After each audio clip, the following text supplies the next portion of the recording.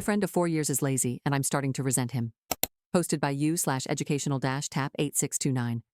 I'm 25, and my boyfriend, also 25, and I have lived together for a year now. We were together for 3 years prior, but doing long distance. When we lived apart, our communication was amazing. We managed our separate lives while still making time to connect. Regular phone calls, monthly visits, even though we lived a 4-hour flight apart. But ever since moving in together, I've noticed something. He doesn't really pull his weight in the relationship. I never minded being the one to plan all our activities and trips, but earlier this year, he asked if he could plan our overseas trip. Of course, I was excited. I thought it would be a nice change. But when the deadline came closer, I ended up booking everything. He didn't even make a list of activities he wanted to do, just vague ideas. On the plane, he suddenly asked if we could go to a town that was 5 hours away from our hotel. I said no, and he got disappointed. I told him it was his fault. He was supposed to plan this trip.